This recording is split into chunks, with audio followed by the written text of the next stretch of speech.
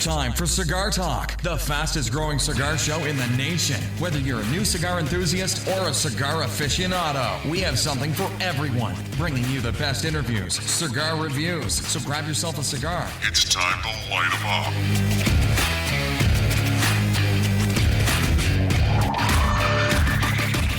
And welcome back to Cigar Talk. I'm your host, Rob Jones. We got Hatch sitting in the co-pilot seat, and we're going to be talking about the Micallef Open House. Lots of great people hanging out. Everybody from Micallef was there. It was a great event, and of course, we're going to tell you what we're smoking. We're going to tell you what we're drinking, and we have a few other things that we're going to throw in too. So we'll start out with you, Hatch. What do you got? What are you smoking? What are you drinking? I have got one of your ones that you always have in your humidor. It is a Micallef Riata. I love the Riata. I love the Medallia. Both of those cigars are my go-tos. Yes. I also love, if you're going to get into the Micallef line, I love the newer Leyenda that comes in the Robusto and Toro. Mm. And then also, I've got the Tabaneros. Yep. It's like those people are, sponsoring the show, and we smoke a ton of their cigars, and we're appreciative because they're good products. Let's jump into what I'm smoking. I have the Arturo Fuente Don Carlos, and I am drinking Pappy Van Winkle. That's a lie. I'm making fun, or I'm making believe that this Wild Turkey, not 101, just Wild Turkey. I bought it by mistake. I thought it was Wild Turkey 101, and it was just Wild Turkey. So I'm pretending it's Pappy. It's not that bad. It really isn't. Have you had a sip? Yeah. Okay, I haven't had a sip yet, so we'll see. You know what? I've had worse that cost way more. Exactly. So I wouldn't say that I'm going to run out and buy this again, but I took a pretty... what's the proof on that?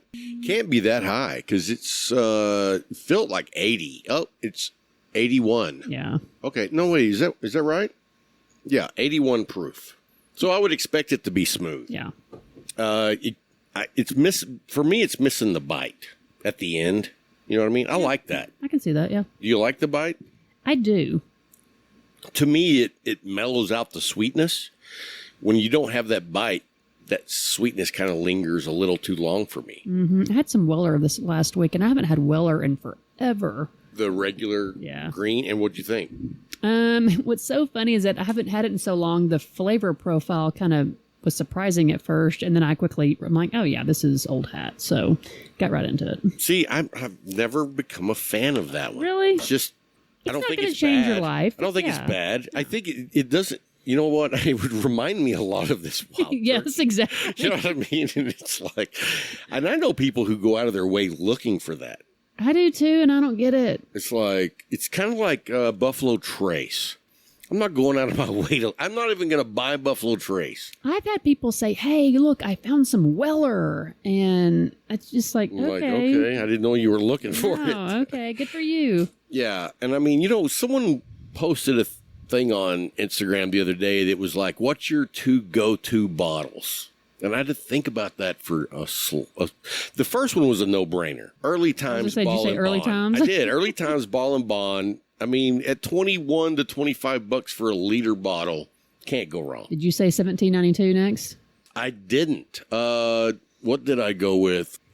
No, you know what? I think I did. Did you say? Okay. It was either, I think that is the one I went with, because, for me, it's always a tie on those two with Elijah Craig. Yeah. Just the small batch. Mm-hmm. Every time those two bottles are going to be right where you want to be. And I think I would even go with Elijah Craig over 1792. I think it has a little more kick to it. Yeah, probably. But 792 is so smooth. Yeah, I'd buy that way more. Have you ever had the Ball and Bond version? No. Foolproof. Is it good? No, I'm saying that's another one. You have the Ball and Bond and the Foolproof. Mm-hmm. Both are lightning. Okay, I'll have to try it. Smooth as silk. So, we're talking before we got started, guys, and Hatch smoked a pretty excellent, what would you call it, premier cigar that just recently came out, and it was in celebration of Skip Martin's 50th birthday. Yes. One of the owners and blenders of Romacraft. Mm-hmm. And we'd love to have you on the show, Skip. Just saying. Anyway. I've talked to him like 100 times, and he doesn't like to do interviews, but every time he tells me, I'm not quite ready. A guy named Skip doesn't like to give interviews? Your name just calls out to interview me. Right. I agree 100%. I mean, and he's cool dude, laid back, fun guy, but but also he is super busy. He's always traveling. He lives in Nicaragua. Oh, okay. Or somewhere down there. Anyway, so how was the cigar? What's it called? The Quintero? Okay, guys, I'm going to be honest. This one has like 18 letters in it. I think it's pronounced the Quinquagenero. Please forgive me if that's not how it is pronounced. That's probably way closer than what I would have said. Yeah. But anyways, it's a Robusto, and they had it down at the Leaf, and some of the guys were smoking it, so I thought I'll give it a try. And it had a fantastic draw, good flavor on it, and I'll be honest, I haven't had Roma Craft in a while. So I thought, you know what, I'll try it. And I was pleasantly surprised. So you'll have to try it soon. And what I was interested, I haven't had it yet, but I will definitely get one. And you already said the Leaf has them. Mm-hmm. So what is interesting to me is, like, that's not Roma Craft's normal go-to, is like the medium and the Dominican Republic tobacco. So I'm excited to see what they've done with a completely different style than what they usually do. Yeah, so if you've tried this, definitely let us know what your thoughts are on it. Yeah, so anyway, you know what, my one cigar, so you guys know, I just took a 3,600-mile trip across the country. My daughter called, she's 21, was like, Dad, I really want to come home. Tired of being up here in Portland, Oregon. And I'll tell you some stories about Portland. Holy shit. But we'll get to that. Okay. But like some of the stuff that you hear about Portland, it's true. I was going to say, I've heard some interesting. True. Wow.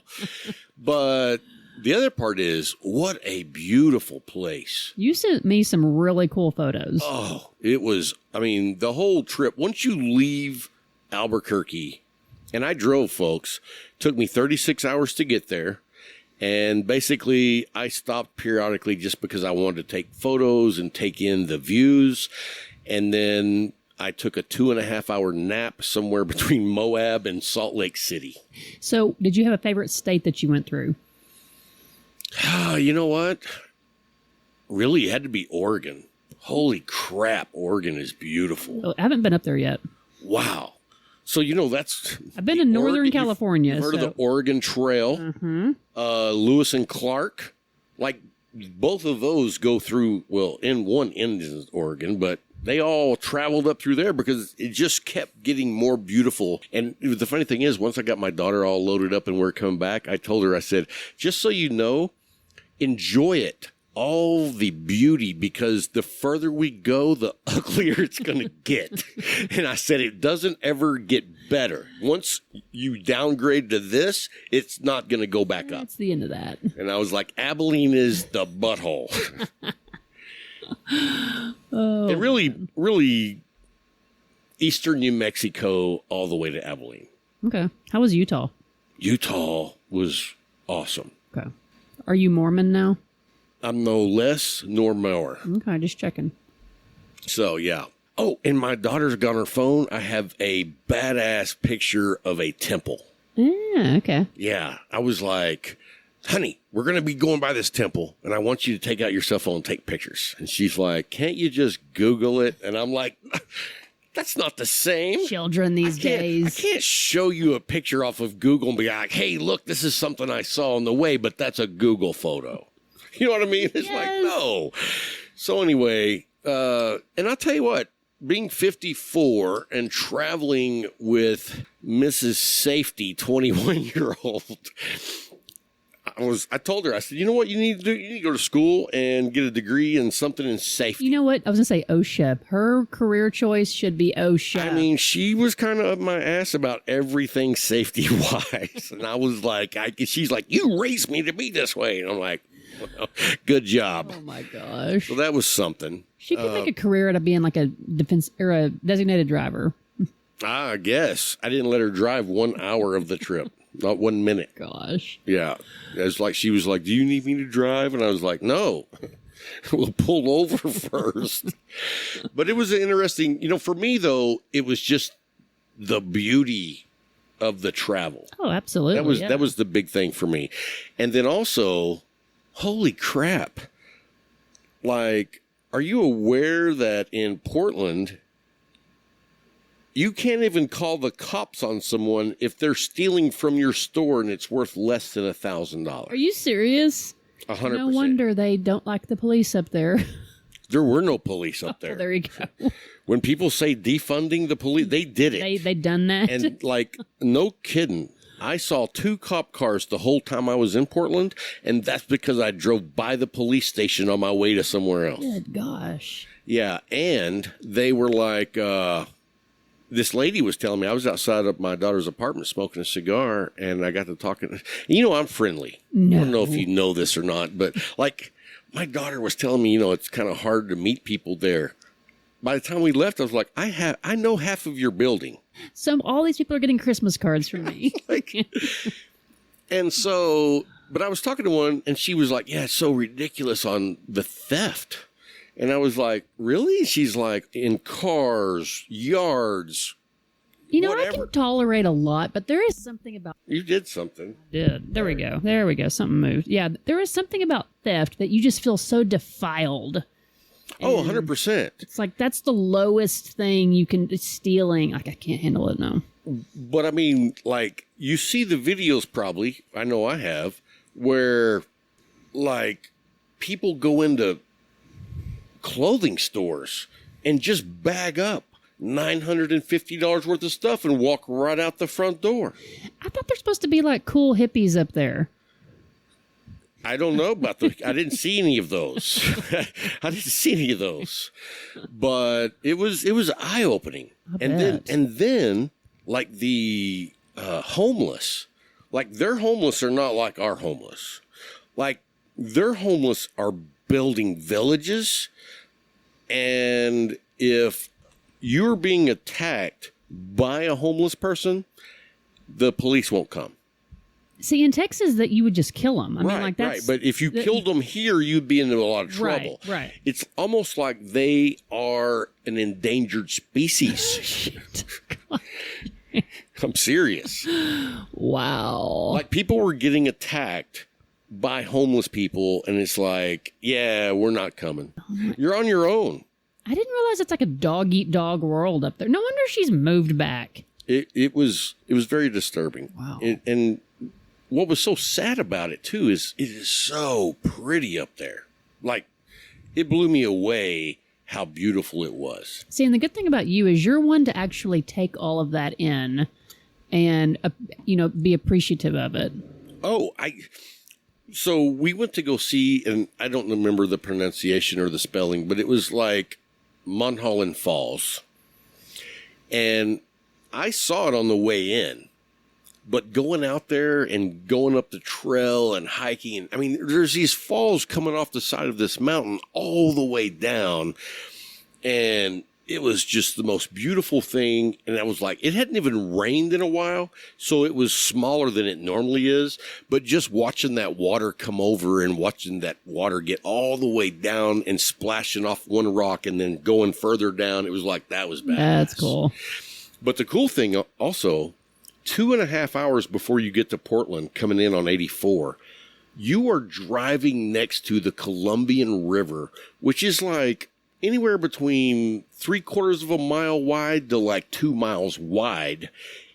And the highway runs right with it all the way. And I mean, it's just beautiful mountains on both sides, these amazing trees. And when we were coming in, there was a railroad right beside the tracks, right next to the road and the river intertwining. And it was Union Pacific. And then I noticed on the other side of the river was BNSF. So it was like they're both working up and down the river, but also on the other side of the river, you're in Washington. So it's right along the border of Washington. I didn't realize that they shared that much of a border. Yeah, it was cool. Huge.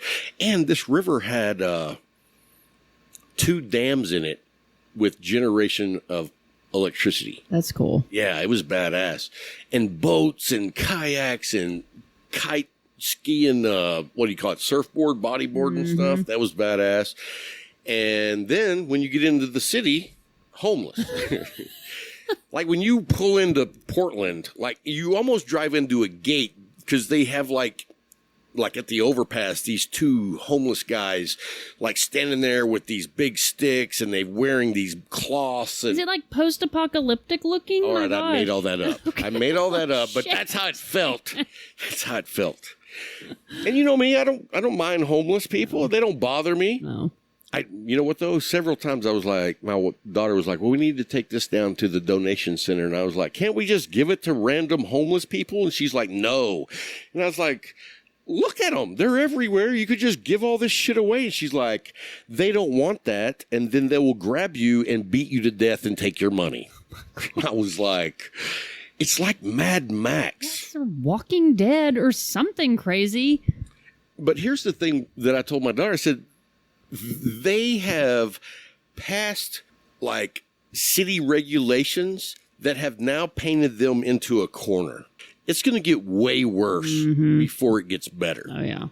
And it's like, it's one of those times where I can see eventually that they declare martial law to go in there and fix it. You know what I mean? Yep. And I mean, don't get me wrong. There's a lot of shit wrong here, but like that up there, I'm like, yeah, the people have just turned the asylum over to the patients. Seriously. Wow. So anyway, guys, hey, we're going to take a quick break, and when we come back, I'm going to have Dan Thompson from Micallef Cigars join us. So don't go anywhere. We'll be right back.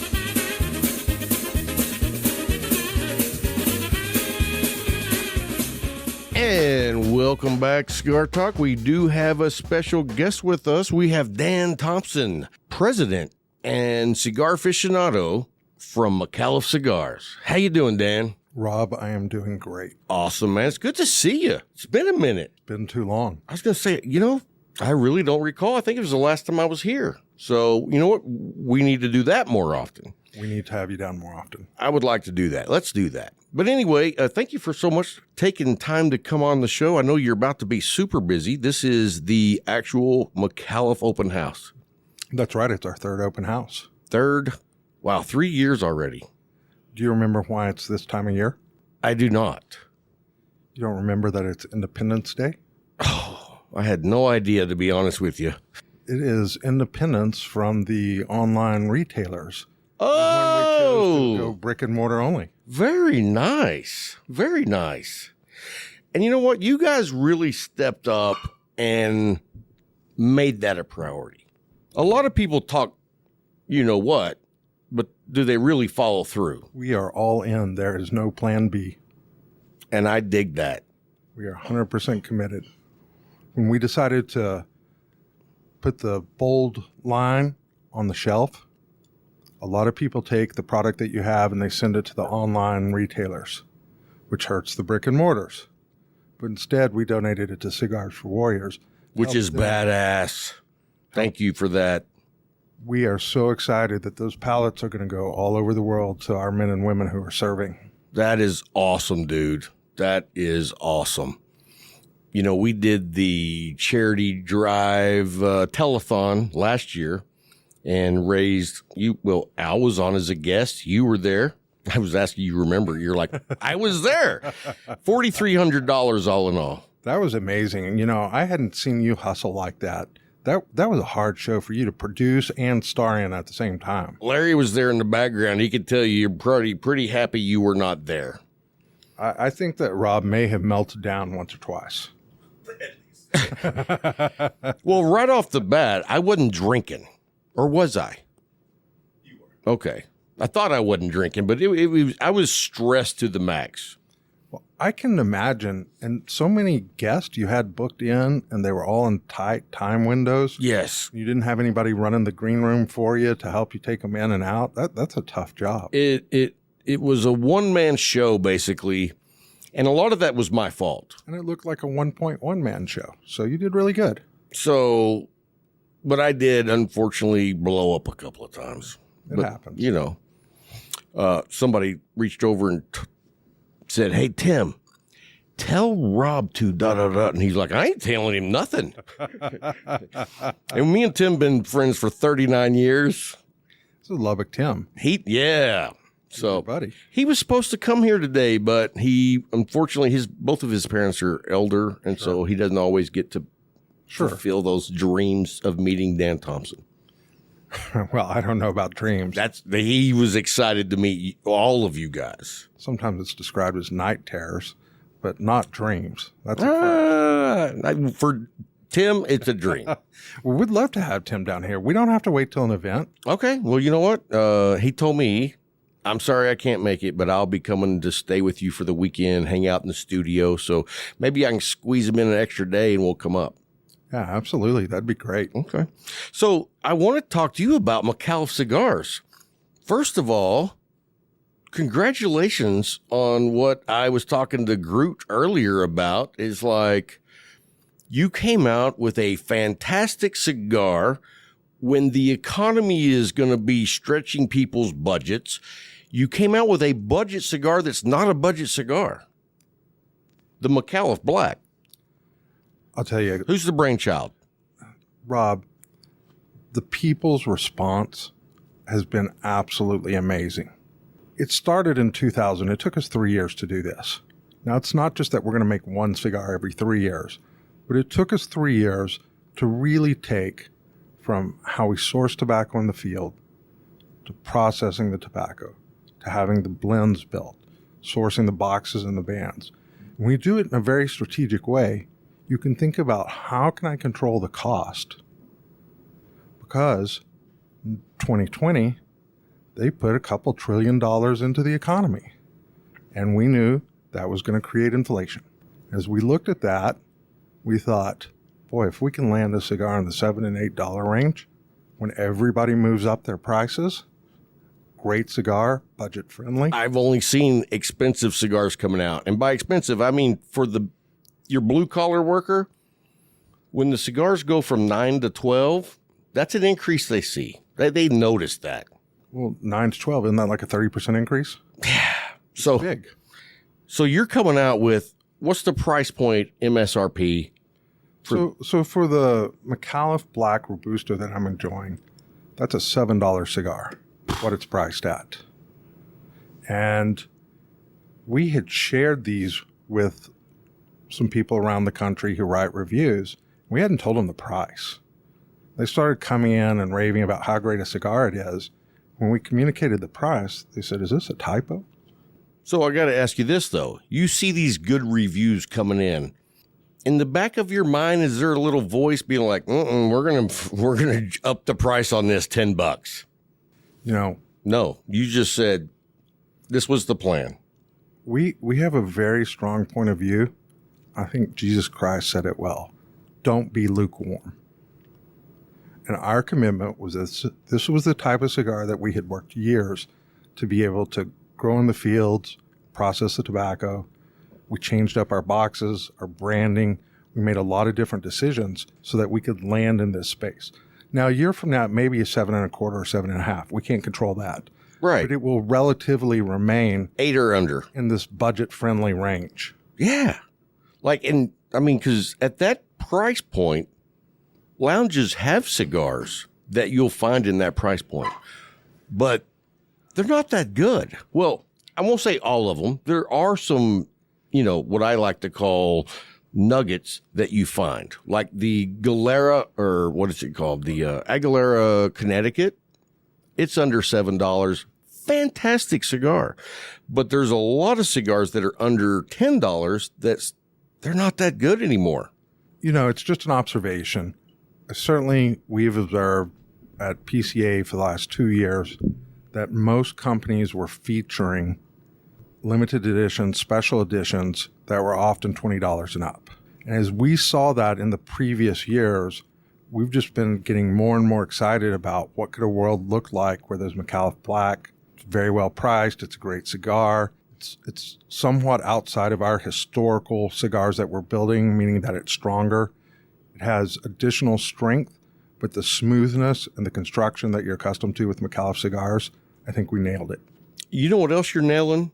what I respect so much about so many different things about the way you handle your business with the brick and mortars, with the soldiers overseas and supplying cigars. I mean, what you guys are so intentful, but it's also very cut and dry. We're giving you a good product at a good price, and we will be here to back it up. But do you know how many cigar companies are out there with gimmicks? You know, it's funny. When you run a cigar company, it's amazing how little you know about what everybody else is doing. Now, the ambassadors... That's why I'm asking. The ambassadors are really good about educating me and telling what other people are doing, and they make recommendations and ideas. But this is a long game, you know. I certainly have learned and have huge respect for the people who came before us in terms of their building their companies as manufacturers and brands. As a manufacturer, so as a brand owner, you go to a manufacturer and they build your product for you. As a manufacturer, we have to think about, where did the tobacco come from? Who grew it? What seeds? What conditions? We continue to work deeply with the Torrent family in Mexico. Everybody in the audience may not be aware of it. They are the premier tobacco growing family in the San Andreas Valley. They've been doing it for many, many years, and that tobacco's in many of the greatest cigars in the world. It's not always called out, but it's there. So when you start with that environment, and then you make the decision, and this is what I mean by there's no plan B, we said, to be able to achieve a $7 or $8 cigar, we have to buy the entire field. So when you buy a field, you take a risk on what's the quality and quantity you're going to get. It's a fixed price to be able to buy the field. And it takes a couple of years of building that inventory and working that tobacco before you're really prepared to go into production. So you're sitting on for years. So you're buying the field before they even grow it. Before they plant. Ah, so you're taking a huge risk because you don't know. You don't know the yield. What if it sucks? Then that's what happened. Then you got a $2 cigar, Dan. Well, and it's not like other commodities. I mean, if we were talking wheat or sorghum, we can go hedge that in a market. Right. And manage the financial risk. We wouldn't have the material, but you could manage the financial risk. But in the tobacco industry, when you're buying at scale in the fields, you'll find that companies like Drew Estate, one of the reasons that they're so successful in managing their tobacco is that they also have the flavored cigars. So if the tobacco quality doesn't produce what we need in a premium cigar, they can take that to their flavored cigars because the burn and combustion and all those components could be perfectly good, but the flavoring system hides. And so you don't have to worry about that part. You just make a flavor to cover it up. Yeah. Well, I mean, there's a different audience and market that likes flavored cigars. Right. Which is totally reasonable and valid, but they have an advantage that we don't have because we can't make flavored cigars based on where the FDA's position is on that right now. So it's been really fascinating as we develop this plan, but you have to begin with the end in mind and know that for us to be the type of company we want, we need growth. Growth is going to come from providing a product placement in something that customers really desire and it's not there. There's some other great companies in the same price range, but I think that the market of people spending their hard-earned money is growing when they think about how they spend their money on premium cigars and being able to provide an alternative. And what we've been seeing is people buy 1 or 2 blacks, then they move to 5 packs, and then they move to boxes. Because a box of 25 cigars for the Toro at $8 is only $200. Boom. So it's a very economically wise purchase for the customer. And for us, it helps turn product for the retailers faster, which is an area of improvement that we needed to do for our business partners. Yeah, I mean, you guys are thinking things through that I'm pretty sure a lot of your competitors, none of that comes into. I don't know, Rob. You know, some people kind of have a more intellectual way that they look at the world. Other people have great intuition and feel, and that's how they look at the world. And it's like often in a marriage, you know, each spouse kind of has their own approach, and together as a team, you're an unstoppable force. But if you know, as a husband, if I start heading in my direction and I don't listen to what my wife has to say, it creates real blind spots. Mm-hmm. So I think that we have taken a very business-driven approach, thinking about the portfolio, but we've had the creativity of the Gomez Sanchez family helping us with the blending. We've provided guidance around what type of cigars that we're thinking about. And together as a team, that's what we finally bring to production. Well thought out, well planned, and well executed. Good job. So here's the thing. But you're only as good as your last cigar. new product. That's true. But let me ask you this, though. Like, there is a cigar company out there, and I won't name their name, but I'm sure everybody would know who they are. But they just came out with a cigar that's as long as my thumb, and it's a 60 ring gauge. Rob, do all of your viewers know that you have very long thumbs? That's not true. Depends on which angle you look at. Look, from that angle, okay, actually, it's probably only from here up, Dan. Okay, so it's kind of a stumpy thumb. We're not talking about my thumbs. We're talking about the sorry, cigar. I got confused. But I'm like, why? Why? And I mean, they've been promoting it and blah, blah, you know what I mean? Like, You know what? it's $12 for it. So here's the way I think about it. Mm-hmm. If we had the same business from an economic point of view that Nub has, that would be a great business.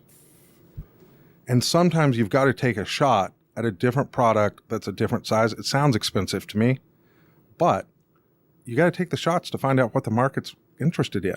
Nobody in Nicaragua or Cuba or Dominican Republic woke up one day and said, let's roll 7-inch long cigars that are 70 ring gauge. Yeah. That never happened. But consumer demand drove it, and people have moved in to fill that part of the market. Yeah. It's not my choice. No. But there's people who like that. Yeah, I'm not putting anything that big in my mouth. You know, I don't like salmon. I'm not going to eat the filthy fish. I love to fish for salmon, but we all have preferences. I'd much rather have a ribeye. Oh, 100%. Me too. When's the last time you had a really good ribeye? We were at the Riata last night. All right. That didn't work. I'm like, tell me somewhere I can get a really good ribeye. Bam, okay. But, you know, then I thought you meant here. Like, where, do you have a place here locally that makes that ribeye? I think I'm like a lot of Texans. I want a great piece of meat that I can get from the butcher shop, and I like to do it at home. See, that's the opposite of me. I don't want to cook my own. I want someone who's way better than me to cook it. And I'm not very good. You just pour it there. Thank you. Well, Rob, we can help mend that. It's really not that hard of a skill. Cavemen, fire, salt, pepper, garlic. If you've got great cuts, it goes a long ways. That's the secret. That's the secret. And, you know, I like grass-fed beef. It's got kind of a richer flavor than you might find in regular grocery store. But it's all personal preference. Sure. Okay. So I know you really have to go here shortly because you got a big thing going on down there, if you remember. But before you go, I have to ask you a question on something I didn't know about. We don't have time pressure, Rob. Okay. We need some time. What's it? It's really nice having you and Larry here. Well, thank you. Thank you. I certainly want to be respectful of you guys. Well, thank you. Always great host. And look, I've ashed all over myself. Anyway, who are you? I saw a sign down there that's not Micallef. Yeah, so a couple months ago, we announced that Mickey Pegg, who's founder of All Saints Cigars, Mickey's name some listeners may be familiar with. He was the sales leader at CAO before it was acquired. Before that, he was at Davidoff building their sales team. Mickey and his partner, Frank Lau, created All Saints Cigars almost 3 years ago. Now, don't think of them as new cigars because Mickey's been working on the blends for nearly 20 years. He's got this little black book where he's been playing with his ideas. But he made a decision that he was going to go all into the cigar business. And we were talking, like often happens with manufacturers and brands, about the challenges we have in our business and how we can improve. And he didn't have a direct sales force. And as part of our leadership team, we didn't have somebody who was 25, 30-year veteran in the cigar industry. So we decided that we would unify our sales forces, so a combination of brokers and direct sales, and that we would sell the products of both companies together. Now, each company remains separate in terms of what we build and sell and bring to the market. But you're working together. But it's a team. Not against each other. Now, here's the funny example, and I didn't know this originally. He was an offensive lineman in college football. I played offensive line in high school. We just have this mentality of how do we work together to win? And so I think it's going to provide a lot of expertise and guidance that will help us be a better sales. You know what I love about your example? What's that? I played defensive end for the same team you played offensive line, just a different year. I know you did. I remember there were still little plaques that were up in the locker room. Rob Jones played here. There you go. They didn't say what you played. They said Rob Jones played here. All right, let's move on. So this has been announced 2 months ago, but how's it working out? So Mickey has blown our minds in terms of his commitment. He's gotten out and he spent a week with every territory executive that we have. There's great conversations because he breathing oxygen and building a sales team to help them. And when you build a sales team, it's about helping the person find in themselves what makes them more successful and balances their life. That's always the key. Everybody has a slightly different style. You don't try to change that, but there's certain habits that as you promote those habits, what's your route? How do you visit your stores? When you make an exception for an event that create balance and consistency with your customers. And he's been out in the field this week before the open house. They actually had their sales meeting where they were really fine-tuning some things. And starting next week, he's had a chance to work with everybody, and we're selling both companies' products now. There's some little geeky details on the back end. We had a really good analytics system. We have plumbed them into that analytics system so that he can really see how his inventory and products are moving. So there were just lots of points of collaboration. Very impressed, blown away. That's awesome. And he's a hell of a lot of fun. I don't know who this is, so I'll have to meet this man someday. That was Mickey who just walked by. Oh, that was him right there? Oh, well, I definitely want to meet him. Just looking at him, I'm like, I could hang out with that guy. Yeah, no, we're a great team. I mean, when we look at the world a little different, we have different experiences that we were coming for, but if everything works the way that we believe, it will be the best decision for both companies that could have ever happened. That's awesome, man. That's great news. And it's great when you can find something where you can be yoked together and build both companies. I mean, it's a lot of fun. What can we expect for everybody down below at this year's headquarter event? Well, for people who haven't been able to join us at our open house, you get to spend a year in the ambassador community, and there's a lot of friendships that are made. And it's truly an open house or a family reunion. It's not the loudest music or concert venue in the world. It's a lot of people who actually come in 2-3 days in advance and spend time with each other, enjoying other brick and mortars around the Dallas-Fort Worth area. The last nights here on Saturday night, we host it at our facility where we distribute our cigars from. And it's friendship, fellowship.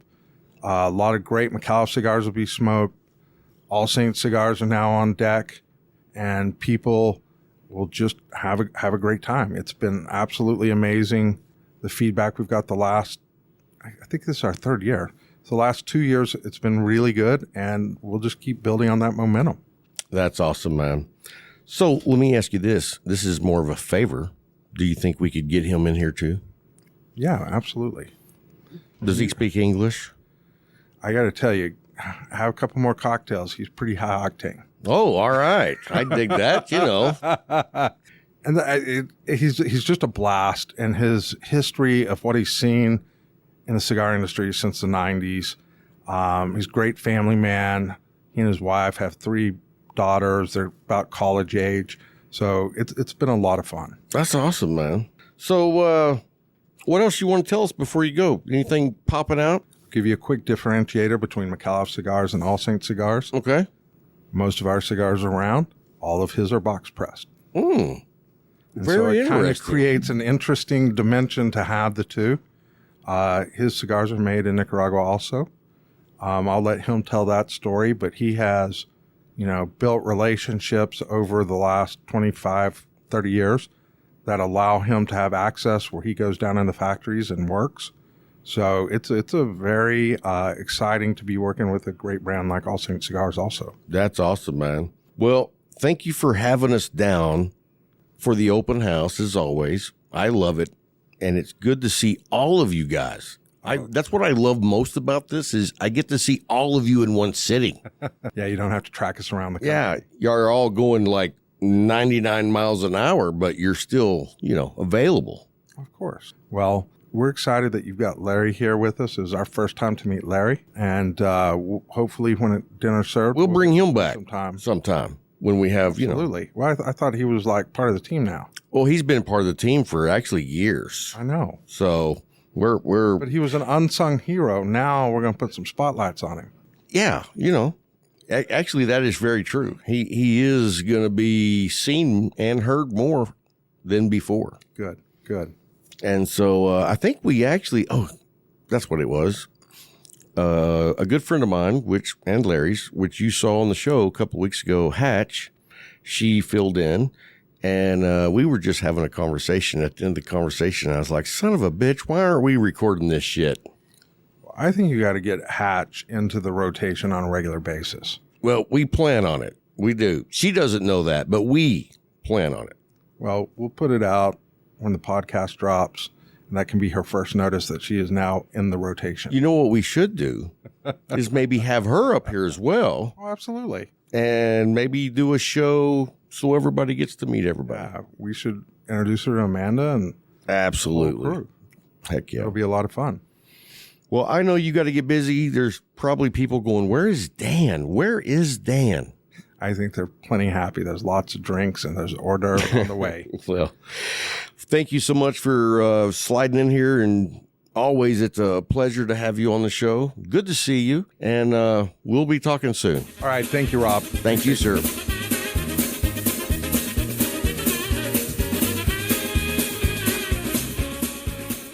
And welcome back. Thanks for hanging through the break. And we're going to jump right into this week's Micallef Minute. And we have a special question. This is a little trivia. I don't know how you could find out. Well, you know what? Don't be Googling this shit. No. Just no Google. You got to, you know it or you don't. Well, you can Google it. I'm not going to tell you what you can and can't do. But anyway, let's get ready for the Micallef Minute.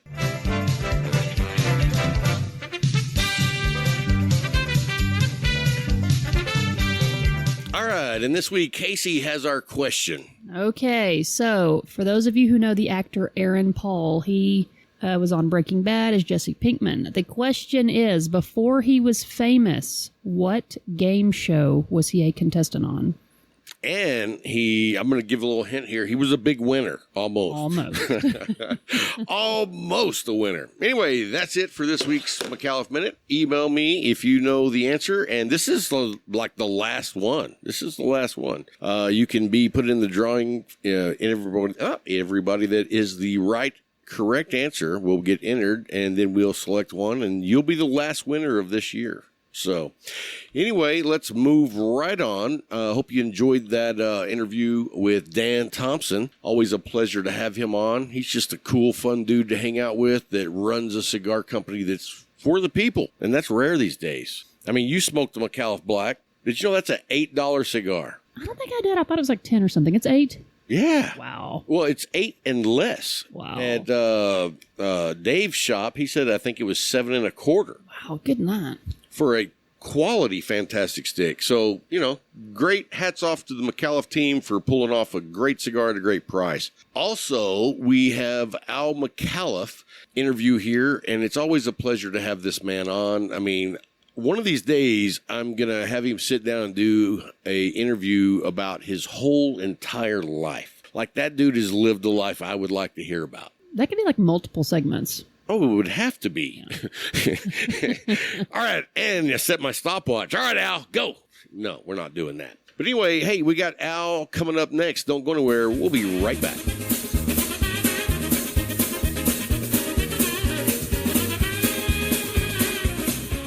And we are back. Thank you for hanging through the break. We have one of my favorite guests. 100%, he's one of my favorite guys in the entire cigar community. Beyond the cigar community, Al. You know what? You know why I'm such a big fan of yours? I have no idea. because you have led a good life, an adventure. You know what I mean? Yes, I have. Very lucky. I mean, when I go back and listen to like where you come from, you have a very unique story. And someday I want to get with you and record that story. I would love to do that. I really would. All right. Well, let's do that in the very near future. Okay. You have my commitment. All right. Well, thank you for joining us tonight. We are at the Micallef Headquarters event that they do every year on Independence Day. Did you know that? I didn't know that. Yeah, Independence Day from online retailers. Oh, now I knew that. What's funny is I didn't know that, Al. I do. But I figured that out after Dan told me while he was on the show. Yes, that's right. Exactly. But that's a great day because that is a day of commitment to the brick and mortars. Yes, you know what? We felt very strongly about what was happening in the industry, and very strongly about the fact that we had major corporations, in a sense, attacking small business. And being a small business guy my whole life, I felt like they got to have an ally, and the cigar business is a great place to start. Was it like that back when you were getting started? Like businesses, like the big businesses would attack the small businesses? Has it always been that way? If you're talking about when I first got involved in business in general, no, not at all. Used to, you could start out on your own and make a name for yourself, but in today's economic landscape, it's tough. Well, here's the difference. If you had a great product, and you took it to Fort Worth, Texas, and it became popular in Fort Worth, and then you could go to San Antonio, and then you wanted to expand nationally, you could begin that process. But today, if you go to a particular supplier or a customer, they'll say, well, you've got to go to our main office in Chicago. And the guy in Chicago's got 15,000 people calling on him, and he doesn't, unless you're cheaper than dirt, your quality doesn't make a huge difference. It does, but it doesn't. Pricing makes a big difference. To be able to penetrate and get into their supply chain is nearly impossible, and that's the difference. When you first started out, if you were in a small business, you could go to the local grocery store chains, or you go to Kroger's headquarters. You could get in one store at a time. Exactly. And at that time, a lot of the supermarkets, for example, the store manager had permission, obviously, to be able to pick up local products. And today, it's really difficult. If you're growing cantaloupes and you have the best cantaloupes in the world, I already get cantaloupes from this guy. Right, or from California. Even though you got a Pecos cantaloupe that's the best cantaloupe in the world, it really is. When that crop of California or Mexican cantaloupes comes in, you're done. Because nobody cares. No, they just... Because in the business world, it's all about cheaper. Exactly. That's exactly right. And so the guy with the good cantaloupes, he's probably selling them on the side of the road. Yes. In fact, this is a funny thing. This about Pecos cantaloupes. When a UPS guy comes to Alpine, where our ranch is, he's hauling cases of cantaloupes for people that ask him to pick them up for him. Wow. Yeah, it just is a favor. Oh, so he's just there. He's like, hey, I'll be out there this week. Yeah, he's up. They know he picks up stuff in Pecos, right? Midland, right? So he'll say, hey, when you go through Pecos, could you bring me a case of cantaloupes? That's absolutely right. Yeah. Wow. Well, I travel around Texas with my regular job, and a lot of times I'll see guys selling cantaloupes or watermelons on the side of the road, and I'm like, that's where the good ones are. That's where I stop. Exactly. Well, that's a good point. When I moved from the Detroit area to Texas, my manufacturing company, I would bring a load of equipment down, and I didn't have any money then, and I would load up the big semi with watermelons from Texas and take them back. Did you sell them up there? And so I had those Texas watermelons. When I pulled in at 10 o'clock in the morning on a Saturday. They were all sold, weren't they? There were people waiting for that truck. Wow. Yeah. And at that, then we had a lot of orange meated watermelons. Have you ever seen those? The orange? Orange. They're Yes. not red. They're orange. Yes. Yeah. Yes. Well, those are so sweet. And that's the ones we bought. You know what's funny is I've seen them, but I've never had one because I'm like, oh, I want a red one. Yeah. Well, I'll tell you, they are outstanding. Wow. Yeah. Did not know that. What year was that you left Detroit to come to Texas? Well, it was, I can tell you, it was 49 years ago because Mike, my son, was born here just after we got to Texas. 1972 or 1962? No, it wouldn't be 62. It'd be 72? Yeah, Okay. Exactly. Wow. 72, though, in Texas. Yep. I came down here to look for a place to move a manufacturing company because I was living in a totally adverse environment in the Detroit area. I had to compete with the automotive companies for workers, manpower. and it was near impossible. So I decided, and I always wanted to live in Texas anyhow, so I decided I come down here. I went to Mineral Wells, which is a little town just west of here. The youth fountain of life, right? Yes, exactly. And when I was standing in the Dairy Queen here in Weatherford, and a guy in front of me was the city manager in Weatherford. And he said, "What are you doing down here?" And I told him, and he said, "Well, why don't you come to Weatherford?" And I said, "You don't have there's nothing here. There's no industrial park. There's no infrastructure." And he said, "How about if we build that? We do that. Will you come?" And I go, "I guess, yeah, sure." And so he and I worked together. We went to Washington. And where'd you meet him at Dairy Queen? Dairy Queen. And so we ended up going to Washington. We got an EDA grant to build this road in here and bring the power. So this whole road here was the start of it. We built it, yeah. And when I call the city and say, "Hey, there's a pothole," they go, "Well," I said, "Hold on a minute." I said, "I had that road built. I expect you to keep it up." Yeah. And because you met the city planner, it's like, if I need to, I can call this guy, but just come take care of it. Yeah, the city's very good to us. Very You nice. saw the fire trucks. Oh, yeah. Yeah. Well, I heard they like it when this happens because then they come over and they get cigars. Exactly. Yeah, we have no problem. I mean, if that fire alarm went off, I guarantee you in 3 minutes we'd have the fire trucks here. Well, I was talking to Lauren about it, and I was like, what's awesome is they look at the address and they're like, "Oh, yeah, I want to go on this one." Yeah. Yeah, the guys, that's really funny you said that. Yeah, the guys always fight to see who can come out here. Yeah, I would imagine. That's how I do. But so you moved out here in 1972, and I mean, you didn't come from money. No, not at all. You were poor. I would say we were lower middle class. My dad worked at Ford Motor Company full time. I mean, As a parts picker at a warehouse, okay. and he made $5,000 a year. See, I don't know during that time, was that a good living or was that Well, I would say that was a better than average living at the time. okay? Yeah, because Ford paid reasonably well compared to other companies in the area. Yeah. You know what's funny, and this is off subject, but do you know who owns Dairy Queen now?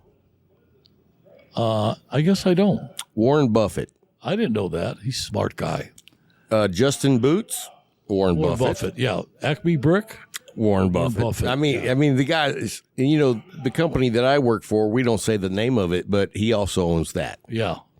Well, the interesting thing is Warren went against the grain. When he buys a company, he never fires or gets rid of the management. Like a lot of companies that do to make an acquisition. Right. Because he understands who built that company. You may not like the guy, he may be bald, or he may, he May swear like a sailor. exactly. But those are the people that built the company. And TTI, do you know? It's he bought that company from a good friend of mine. There were no changes. It's not a single change. That was one of the things that was a big fear of when he took over our company was that, he was going to come in chopping heads. He didn't do nothing. He was like, no, y'all run it. I'm going to be on the board. We're going to talk, but you keep running it. Yeah. No, he's very smart.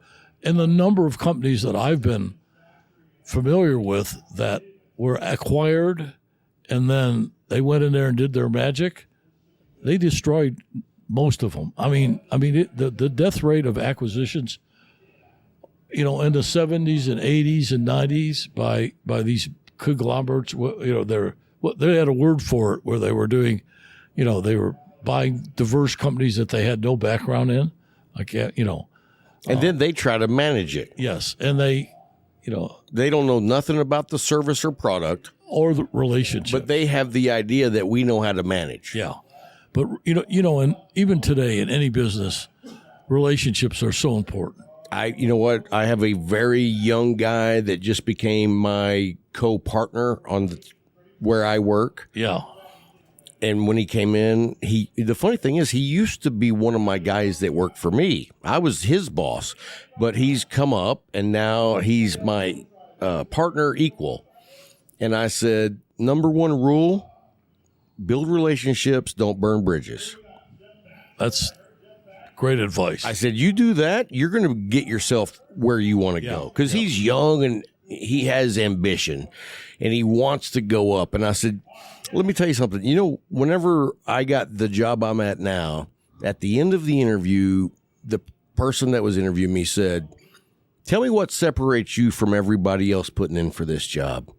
And I said, I've been here for 12 years, and in 12 years, I've been building a network of the best that work in all these different departments. So if you hire me, not only do you get me, you get the whole network of great people that I've built. Yeah. And they were like, I've never heard that before. Yeah. And I was like, well, that's what I've done is like, if there's a problem outside of what I know, I pick up the phone and be like, hey, Bob, help me out. Yeah, I need your help. Yeah, that's fantastic. And I'm like, dude, you do that, you'll go. Yeah. So getting from where you were in the manufacturing in 1972, you came to Texas. How long did it take for you to see your business thriving? This is going to sound crazy, but it was nearly immediately. Really? Because the costs for doing business in all areas, I don't care whether it was power or manpower or taxes, it was so dramatically less. Because you're in Texas now. Exactly. So I went from being an idiot to a genius in a couple months. Because everybody, the guys that were my partners, all of a sudden they saw the bottom line dramatically improve. And, this kid must be smart. I wasn't smart. I made one good move, and that was the move to Texas. So you're glad you did that? Oh, God, yes. For years I had, true story, I had dreams, nightmares that I had to move back to Detroit. I swear to God. What are that post-traumatic? Was that motivating to you? You're like, oh, we got to get busy. We're not going back. Yes, to some degree, definitely. Yeah, exactly. I can't imagine. And in the 70s, wow, you moved here in 72. We had the Iran hostage crisis in 75? Yeah. What a crazy wave of times that this has all taken place. And we had the gas crisis, the gas shortage, and those kind of things. We had to live through all those things, but we did it easier here because we had some cushion. You wouldn't have anywhere really. Well, very few places. Listen, in Detroit, we are on the edge of disaster every day. A lot of stress. Yeah. Like not knowing if you're going to make it. Exactly. That's awesome. And I was a young kid and had the opportunity to manage these companies before I was able to buy them. And nobody gives a 25-year-old kid a good company. Right? No. They're like, oh, hey, man, let's make this deal because he wants it. Yeah. He doesn't know what's going on. Yeah, it took me a while to figure out how to read an income statement and a balance sheet. And when I did that, I thought, Micallef, you got a problem. Oh. You got to do something about this. And, you begin to realize where the problems are and you begin to figure out, okay, where can I make this better at? Or can it be made better? So you said earlier, though, that you always wanted to move to Texas. I did. Why was that? This is a crazy story. I don't know if I ever mentioned this to you before, but when I was a kid in the Cub Scouts, the Cub Scouts, I built a crystal set. And do you know what that is?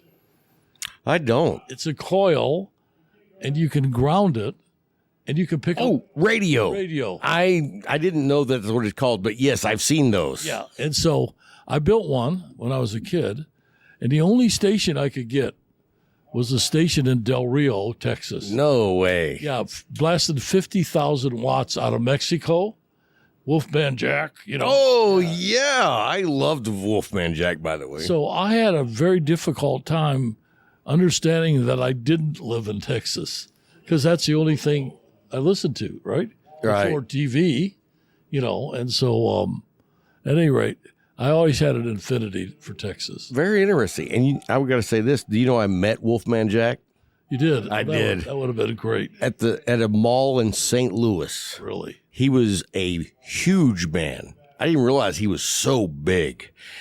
Big man, had 2 escorts that were bigger men, but he was decked out from head to toe, and he was wearing black cowboy boots with shiny metal tips. And I was just like, Wolfman Jack, what an honor. Yeah, I listened to him. I thought he was a god. Oh, most people did back in those days. Exactly, yeah. And are you a fan of the movie, what is that, American Graffiti? Absolutely. Oh, I love that movie. Yeah. So now that you're in the cigar business, you never saw that coming. Like No. that was almost like an accident. It was a fluke. Yeah, I mean, you never intended to be in the cigar business. No, but seriously, I never intended to be in the restaurant business, and I never intended to be in the aircraft business. But you know what? I just have an innate curiosity, and the restaurant business. I bought a ranch in West Texas, and Alpine, where the closest city to my ranch, was like a gastronomical wasteland. I mean, there was no food that wasn't fried, and covered with, and I like fried food, but not every minute. Right. I don't want it breakfast, lunch, and dinner. Yeah. And so I said, I'm going to build this little restaurant so I'll have a place to eat. And it turned out today we have the biggest restaurant, and several of them, but we have the biggest one in Fort Worth. And it's a great one. Well, thank you. No, it's great. I was telling Larry on the way up here, I asked him, have you ever been to the Riata? And he's like, no. And I was like, you owe it to yourself to go. Yeah. We knew nothing about the restaurant business. And I tell everybody, I can't spell restaurant. So we used a lot of manufacturing techniques in our kitchen, which made the food very consistent. Processes in place. Yeah, exactly. Statistical process control on mashed potatoes, So it worked. When you find what works, then you make a process to where that's the result. Right. And in the rubber business, we manufacture make our own rubber. So we have big dough mixers and stuff that's very similar to a restaurant. Restaurants have smaller dough mixers, but we have big, huge ones that drop 1,000 pounds at a time. But it's the same concept. It's a formula, and if you put the right ingredients in, it's going to taste, it's going to be the same. It's going to have the same consistency, the same lifelong longevity. Exactly. All that. And that's the same way with food. If you follow the recipe and the inputs are the same, you're going to have consistent food. Now, how does that all tie into the cigar business? Like how does that tie in? Did you put a process in place? Yeah, you know what? If you were in our plant, it's somewhat different than most other plants because, everything is graded. And cigars, from one year to the next, theoretically, if you use the same tobacco, the same formula, you're going to get a different flavor. Because, it rained more, there was more sun. So when you start building, say, a black, for example, or a Experienza, you want it to taste the same because you as a customer want it the same. They don't, 5 years from now, because that's what you like. So our guys spend a lot of time tasting and tuning to get it back, get it to the flavor Of the original. Exactly. Very interesting. And that's what a lot of, I mean, I know you smoked cigars and said, God bless it, this is fabulous. And a year I later, say that about the Micallef Medallia every day. well, thank you. But you know that you've smoked a cigar and say, geez, this doesn't taste like when they first came out. Oh, sure. Yeah. There's like, there's a few cigars I won't name that we fell in love with. And then later on, it was like, that's not the same cigar. Exactly. And it's not that they're doing anything wrong. It's just that they don't take the time to really analyze what they have today to make it. Well, I think a lot of people don't care. Yeah, well, especially. You know what? You like it. We put the band on it, and we expect you to buy it. Yeah. And especially huge guys that are selling, 10 million cigars a year. Yeah, if you get pissed off and you don't buy it anymore, They don't care. they don't care. Right. Yeah. But you have the opposite business structure. You didn't go big. You went good. And you have developed a community around the brand because your ambassadors share that love of quality, consistency, value. Yeah, they do. And, and they're a big part of our success because we consult them on a lot of things and get their feedback. And, 10,000 ambassadors, we're not getting feedback from all of them, obviously. Sure. But you're getting the feedback from the ones that are passionate. Exactly. And that's where you want your feedback because they'll be honest with you. Yeah. Oh, yeah. Yeah, they're exactly. And it makes sense to me to have feedback from your customers. 100%. I ask for feedback all the time. And you know what feedback I like? When I get feedback of what they don't like. Yeah. When they're not enjoying what I'm doing and I get that feedback, I love. When someone just says, when I say, hey, what do you think about the show? I'd love to get your feedback. And they're like, oh, I love it. And I'm like, that helps me not at all. Not at all. I'm like, I appreciate that you love it, but I want negative feedback. Yeah. What can I do better? You obviously, you've got to weigh that feedback. And in most cases, it's very valid. And occasionally you got to make a decision. Is this really valid? Because if you're going to change something, it's a big deal. Right, 100%. It's a big deal to change something. But we're not afraid to do that. And Dan and I meet every morning for 2 to 4 hours. Do you feel like you have the dream team working for you, though? Well, I'm so lucky. You are. I never, I've had a lot of businesses. I've never had two people that I'm more comfortable with than Dan and Amanda. I can understand why. When I was talking to Lauren earlier, she made the remark of, well, I'm not at the top of the totem pole. And I said, but you are on an amazing totem pole because the head of that, and I was referring to you, Dan and Amanda. I was like, if you're even on that totem pole, you're on a good pole to be on. Yeah. The experience, the knowledge, the perspective. And Dan coming from Microsoft has brought us incredible management tools. I think Dan is one of the reasons you guys do things so much differently than so many other companies in the cigar business. No, I agree. And just like the Micallef Black, I asked him, I said, whose brainchild was that? And he wouldn't tell me because he always wants to say it was a team effort. And that's fine. But I was like, you guys coming out with the Micallef Black in a time that the economy's going down and you're giving this great of a cigar at that price point, that's not an accident. Well, I can tell you that Dan is absolutely the father of the Black. Oh, I knew it. But see, he will never take credit. No, he won't. No, he won't do that. And he said it was a team effort. He's a team guy. He is. And I can tell you that he'll do anything to nurture you and work with you. And if you reject that, then you know what? You're on your own. Exactly. And you just missed out on a lot of experience. That's a good way. That's a good way to put it. You are on your own. You're on your own, and that's okay. Yeah. That's how you want it. But, man, you know what? I don't get to talk to Dan as often as I would love to, but we do talk semi-regularly. And when I hang up, I write notes. I'm like, that was a great idea. You know what I mean? I appreciate his experience. Well, he's done things this year with, because of some downturns in the economy that were brilliant moves that really were good for us and good for the customer. And I can tell you that I pride myself in being a decent business guy. I can't hold a candle to what he comes up with. Like I said, you got a dream team. Yeah. And that's got to be a comforting place to be. Well, I can go away for a month, which I do now, which I never would ever consider before. And I'm very comfortable.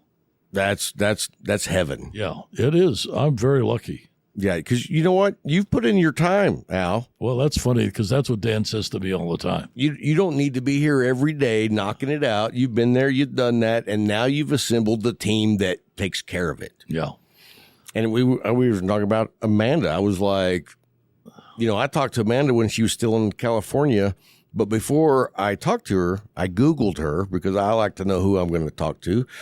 And I was like, holy crap, I'm so impressed. And I sounded like a fanboy when I called her. I know. I was like, tell me about this. Tell me about that, But now she's here, and wow. Yeah. Well, Dan's been a great mentor for her. And then Amanda's got a lot of kitchen table business experience. Yeah. And she's done a lot of different things outside of the cigar business, outside of JMAC type business. Oh, absolutely. And so to bring in that perspective, I love the way that you put people together that make it work with their different backgrounds. Well, with Amanda's movie background, being a producer, that's a business that if you want a friend, you get a dog.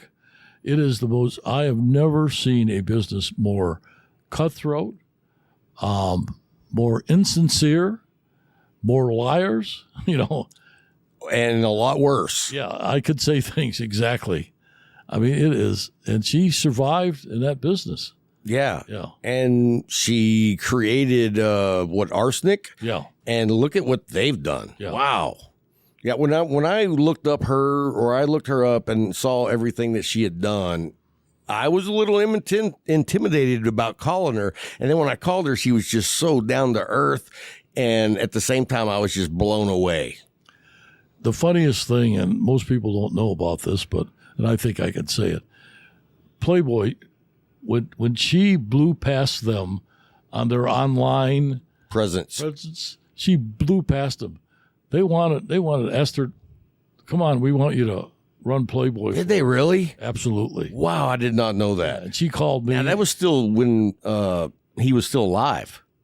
Yes. Hasn't died yet. Yeah, and she called me and she says, Dad, what do you think? And I said, Amanda, honey, you don't want anything to do with that. That's a world you don't want to be in. Exactly. And no matter what kind of icing or costume they play, we all know what really is. And I think she already had the answer, but she was, hats off, because that's a very tempting offer. It was financially extremely tempting. Right. Yeah. And on the surface, Playboy has a reputation of being successful. Yeah. So it's hard to turn that down. I'm impressed by turning it down. Yeah, she did. Dave, can you see? I dropped my cigar. I was about to light it, and I dropped it. So I just been. Thank you. Well, that's the difference between you and me. When I drop it, it's always lit. No, I was about to light it, and anyway, you were in the middle of us saying something, and I didn't want to be trying to get down on the floor. Yeah. Thank you, sir. Thank you. But so, how is life now for you? Being able to go out for a month at a time. It is, there's one thing to be able to leave and have a lot of anxiety, okay? And I know sometimes if you're on vacation for 2 weeks, sometimes you got a little bit of anxiety. Well, to go away for a month and not have any anxiety, that is fabulous. That I think that is what everybody wants to get to. Yeah, I'm very lucky. And, I lost my wife a few years ago, but my girlfriend now is just the salt of the earth. And she's great to be with, and we have a great relationship. And her dad, you met him today? Yes. Yeah, he's a super guy. He's 15 years younger than me. But we have a really, really solid relationship. That's awesome. Yeah, he's a good guy, too. And I mean, the difference in age between you and your girlfriend, some people might scratch their head and be like, I don't know how that's possible. Yeah. But both of you are very down to earth. Yeah, well, thank you. And she comes from a down to earth family background. For sure.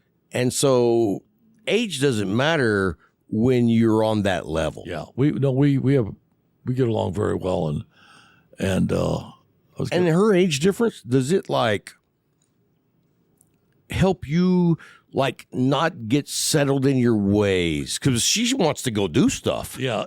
I mean, she does a lot of athletic things. That's really good for me. It gets me off my butt, And when we're in Barbados, we snorkel all the time. We swim. We do a lot of things. We go shoot and stuff like that. And yeah, it's keeping me moving. I'm 80 years old. And I know a lot of people over the years that have lived into the 80s and 90s. And what I can tell you about all of them, the ones that loved life and they kept doing stuff, had a great life. Yeah. The ones that don't, they quit living. Yeah. Well, you're sitting there watching Oprah, you might as well get your plot laid out, because it's not going to be very long before you'll use it. I agree with that. Yeah, I love what you're doing. The whole Barbados thing is awesome. Yeah, you know what? You let me know when we need to do an episode of Cigar Talk down there. So you're more than welcome. I'm telling you, I've had so many guests down there, and customers, friends, and they love it. Well, yes, and one of my good friends, and Amanda's a good friend. I mean, so Amanda's a good friend, and Amy's a good friend. She's been there 4 times already. Wow. Yeah. So, yeah, she loves it down there. Well, that's awesome. Yeah. Well, I won't keep you. I know the open house is going on, but thank you so much for taking the time. And I'm very serious about, I want to do your whole life. Well, like I said, I'd be happy to do it. I think of things now, and I think, Jesus, I forgot I did that. Or, Well, a lot of times, though, when someone asks you about what was it like when you were living at the age of, say, 5, 6 years old? Mm-hmm. Like, I want to know, because I didn't live back then now. Yeah. I find it fascinating how people lived and the culture and, the economics of their lives, because everybody had a different experience. For sure. Yeah. I remember raising chickens in our attic, because it was during the war. In your attic, there was chickens. Well, what we did is that's where they incubated them. In the summertime, how an attic could be. Oh, yeah. Very hot. We incubated chickens there. And during the war, meat was very difficult. So we raised rabbits and chickens. Wow. We had a lot of chickens, and I ate a lot of rabbit. Wow. Yeah. Last time I ate a rabbit, I went out hunting with a bunch of guys, and we didn't see anything. And we did find some rabbit cottontails. I think we shot 6 of them, and a friend of mine gutted them and put a stick through them and actually put them on the fire. Yeah. And when you were eating them, they'd been shot with shotguns, so you had to make sure you didn't eat the pellet. BBs. Yeah. Yeah. You know what? My parents are both from the island of Malta. And again, it's a small island. In fact, my ranches were bigger than the country my parents came from. Wow. But rabbit's a big staple there, because, they can't raise cows. And rabbits reproduce at such a high rate. Yeah, exactly. That you can count on having another season. Yeah. So it's crazy, because, that rabbit was on a lot of menus in restaurants, and it's fabulous. I love rabbit because it's dark meat. Yeah. Yeah, I'm not a white meat guy at all. Yeah. Too dry. Yeah, exactly. I got to have a little juice. I'm with you. I'm absolutely I'm the with you. same way. But no, I'm serious. I would love to do that. I already let Dan know I want to do that. So I think Dan may be talking to you about maybe when we can do that. Okay.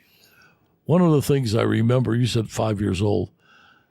One of the things I remember is doing things that I shouldn't be doing, but I knew my parents thought I didn't know better. Like sawing the leg off their dining room table. You know, when I got a carpenter's kit for Christmas, and I wanted to do something with it. So I looked at the dining room table. I saw the legs. Did you saw all the legs off? No, just two of them. Wow. So it was. Yeah. And my dad, fortunately, my mother was a very strong woman. My dad was a pretty meek guy, and he didn't want to get me in trouble. I can fix that, Fran. I can fix that. Oh, wow. Yeah. But it was, yeah. But I'm thinking, they won't think I know what I'm doing is wrong. I knew. Shoot. Yeah, we knew. We knew, right? We knew. Exactly. You know what? I was out one day, I think probably at about 8 years old, and I decided I'd seen my dad siphon gas before. So I was siphoning gas out of his car, and it was a 72 Roadrunner. I siphoned the gas out of it, and then, I got gas in my mouth. I swallowed gas and all that, but I got out the gas, and I was siphoning it into a galvanized pail, a bucket. Mm-hmm. And I thought when I was done, I was like, okay, well, now I got to put that back in there. So I got a funnel, and I took that bucket, and I poured it in. Well, what I didn't know is that bucket had all kinds of bullshit in it, and I'd poured all that into my dad's hot rod. He was not happy. Yeah. I pretty much got a whipping for that one, but that was how I was because if I saw my dad doing something, I wanted to try to do it. Yeah. Right. I've had great friends that tell great stories. One of my really good friends, his father owned a hardware store, so he bought him a bow and arrow. So he tells me this story. So he's shooting this bow and arrow in the field, and his mother calls him in for dinner, and he's got the bow in his hand and an arrow, and he goes, "Now, why do I want to carry this arrow all the way to the house?" Oh. He said, "I'll just shoot it, and then I'll pick it up." He shoots it through the living room window, swear to God, hits his grandmother's urn on the top fireplace. Her ashes spilled out all over. Oh. And he tells that story, and his mother's, I was with his mom when he told me that story the first time, and she confirmed, I was so mad at him. She said, "I'm trying to sweep up my mother's." Oh. But they're great stories. Kids have great stories. Oh, yeah. I mean, that was the time of our lives. Yeah. And I grew up where I lived. I had the best of both worlds, Al. I lived in the city with my mom and dad, but my mom and my real dad were divorced when I was very young. So I spent the summers in the country in a town that only had 200 people. Oh, wow.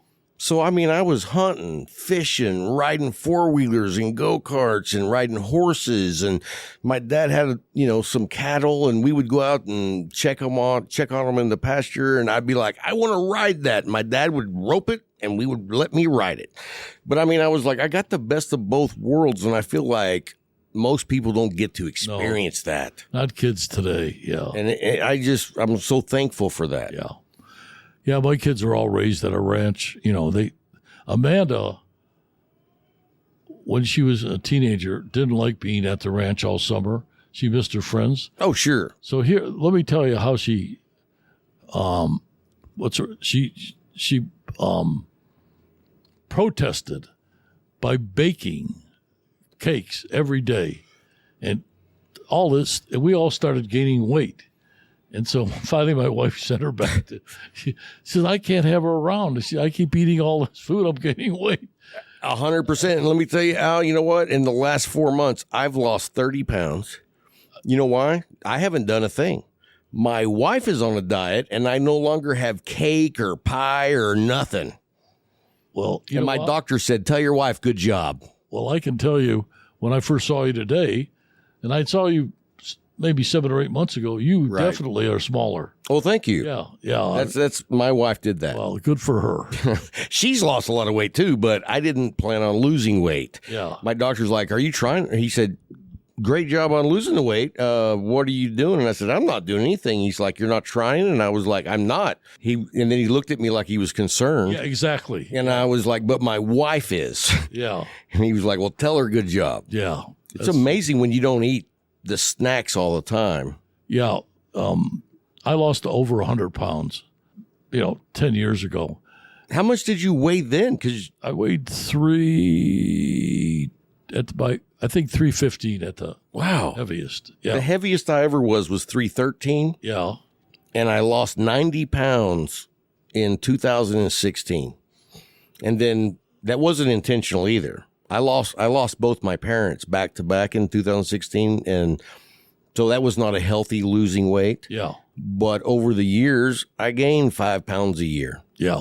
And now, bam, I was like, oh, crap, I got to do something again. Well, I've kept this weight off, and then in the last 3 months, I gained 15 pounds.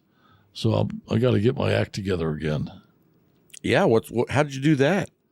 I think with having a chef full time at Barbados. Yeah. Oh, so you have a chef there. Yeah. And so I eat breakfast and dinner. I don't eat lunch. I mean, even I get them to cut portions down less and less. But, if I want a salad, he's not happy. You sure they want beef Wellington tonight? No, he's an outstanding chef. Yeah, and a chef doesn't want to give you a salad. He's like, let me show you what I can do. If I ask for a hamburger, he's not happy with me. He wants to show you. He wants to show off. He's a great guy. When you're that good, you want to. He is outstanding. That's awesome. Yeah. So what's a average meal look like over there for you? Well, he'll make like curry, like chicken curry or beef curry. Mr. Denton over there loves that. And with all the side trimmings, whatever, all the, the chutney and all, the coconut and the peanuts. Yeah. I mean, that's, and he'll make beef Wellington. He'll make the best pasta. I bought a motor for a guy, a fisherman. They hang around, and I'm chatting with him, and he said, "I need a motor." I said, he said, "If you buy me a motor, I'll bring you all the lobster you want." So I thought, I'm going to do it. So I got him a 12 horsepower motor, which that's what he wanted for his boat. And so every time I go there, I got 20, 30 lobster. Wow. So he makes lobster pasta, lobster this. And it's so fresh. Oh, God. He brought me a lobster that was that big, and I thought, I've had a big lobster before. They're not really that good. This lobster was like eating honey. It was so good. It was so sweet. Oh. Beautiful. I love lobster, and I'm going to tell you right now, I've never had lobster as good as what you've had because I've only eaten lobster in Texas. Yeah. Well, yeah, I'm with you. Yeah, this is outstanding. And, all those folks in Barbados, they got 3 teeth. And you always think, oh, my God, But they're the nicest people. And then you find out with their kids, they don't have candy bars. They're sucking on sugar cane. Oh, wow. And, they lose their teeth. Sure. They're not drug addicts or anything. Right. Yeah. Very interesting. Yeah. Well, hey, Al, I know you got to get out here and say goodbye to people. Exactly. You're fixing to let people leave, but thank you so much for coming on. It's always a pleasure. My pleasure. It was fun.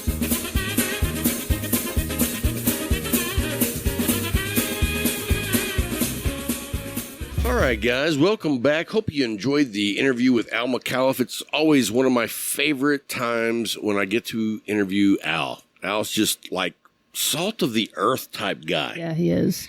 And I mean, if you haven't met him in person, like you should make it a goal of yours if you are a fan of Micallef Cigars or if you're a fan of cigars in general to sit down and talk to a guy that owns a brand that's that down to earth. Yeah. So you were at that Micallef open house. How was it? It was amazing. And what was great was Larry was able to go. And so we had a conference room where we did the interviews. But when we weren't doing interviews, we got to go hang out with people and sit and talk. And they also had an amazing dinner provided by the Riata restaurant. Nice. Yeah, I've only eaten there once. Have you eaten there before? I've eaten there once, and I've had food delivered from there once. And all the meals I've enjoyed from them have been a top notch. Yeah, mine was great. But the thing that I really loved was there was something wrapped in bacon. I think it was a jalapeno pepper wrapped in bacon, and that was filled with crab, smoked crab. And it was, wow. And while we ate, we got to sit with Al. I mean, there was all these tables outside, and we just walked out there after we got our food and sat down. Al Micallef right there. Yeah. So, I mean, it was like, wow, you get to sit here and hang out with Al and hang out with some of his friends that he's just hanging out with. Yeah.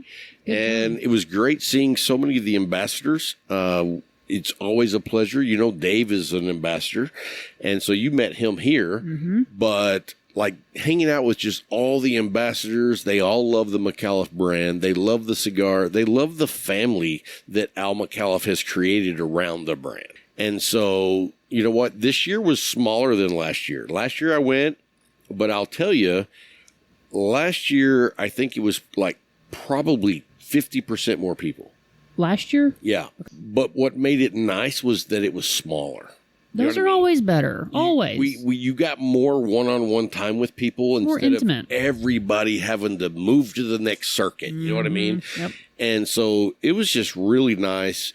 And I got to meet, and we'll have an interview coming up with Mickey on next week's show, but we'll talk more about his cigar brand then. But they've joined up with another cigar company that this guy is like 30 years in the business, and I'll tell you, it's All Saints Cigars, and his experience as a sales manager, sales rep, is like one of those experts in the business. And so really how they've come together is he's teaching their sales force how to be professionals in that line of business. And so what they get out of it is his experience, and what he gets out of it is he doesn't have a sales force, but now he gets to have their sales force do both brands of cigars. I mean, that's a no-brainer for both companies. Now, did you get to try any cigars you hadn't had before while you were... No, I did not. I've pretty much tried all. You've puffed them all. I have puffed the entire Micallef line. I know certain people are like missing the bold line. That was never my gig. I always was, the straight up core line. And so I'm not missing the bold line at all. But yeah, most of the cigars, I believe every cigar they have, I've tried. There might be one or two like pre-production cigars that I've missed out on, like because they know I'm not a big Lancero guy, so I don't know if they're working on anything like that. But just your standard issues, I'm well versed. I bet, yeah. Well, my medallia, the very first one I ever had was the very first time I ever met Al Micallef, because they hadn't been released yet. And so I met him, and we went to lunch at the Riata, which was badass, going to a restaurant with the dude that owns the restaurant. If you have not eaten there, you need to go try it. It's in downtown Fort Worth. And, I heard, I don't know if it's true, I didn't ask Al, but I heard their lease is up, and I don't know what they're going to do yet. Oh, no. So I'm interested to see if they move, if they stay. They've got a great location where they're at. Oh, it is phenomenal. And, only 1 block away is the Silverleaf. Right. Have you ever been there? No, you've talked about it a lot. So, and the funny thing is, I parked next to all of downtown, you have to pay to park. But I pay, and I don't know how long I'm going to be there, but the most it'll let you put in is $5, and that's like 2 hours.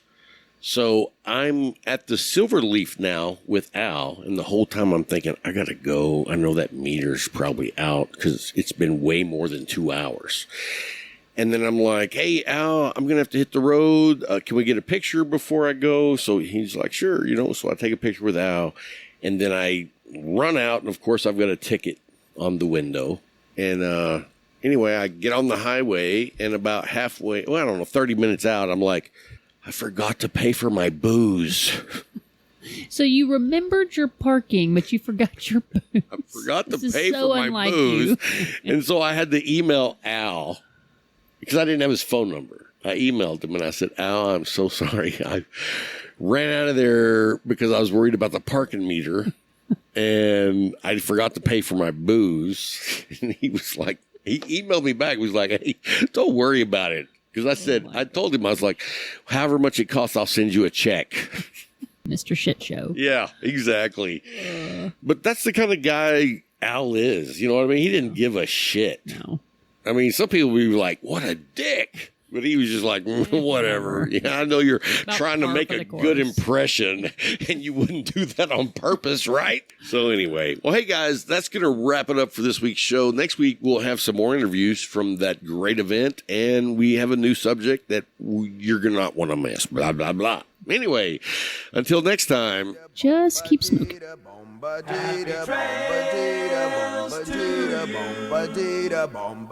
Until we meet again. Happy trails to you.